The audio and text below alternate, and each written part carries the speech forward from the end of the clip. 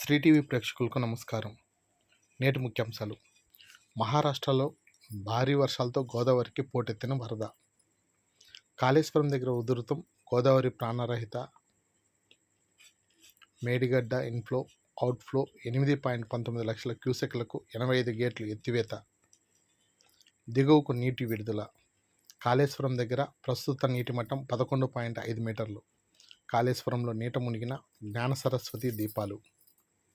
బనకచెర్లపై Polavaram authority అభిప్రాయం కోరిన CWC. Polavaram రెండో దశ తర్వాతే ఆలోచిస్తామని సిడబ్ల్యూసికి లేఖ రాసిన పోలవరం ప్రాజెక్ట్ అథారిటీ.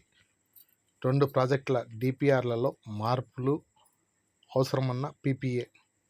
పోలవరం రెండో దశలో 45.72 మీటర్ల స్థాయికి నీటిని నిల్వ చేశాకే అనుసంధానంపై ఆలోచిస్తామన్న పిపిఏ.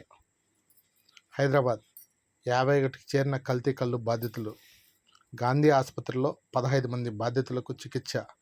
నిమ్స్లో 34 మంది కల్తీ కల్లు బాధితులకు చికిత్స. నిమ్స్లో 6గురికి డయాలసిస్ చేస్తున్న వైద్యులు. ఈఎస్ఐలో 1. ప్రైవేటు ఆసుపత్రిలో మరొకరికి చికిత్స. ఇప్పటి వరకు కల్తీ కల్లు తాగి 6 మృతి.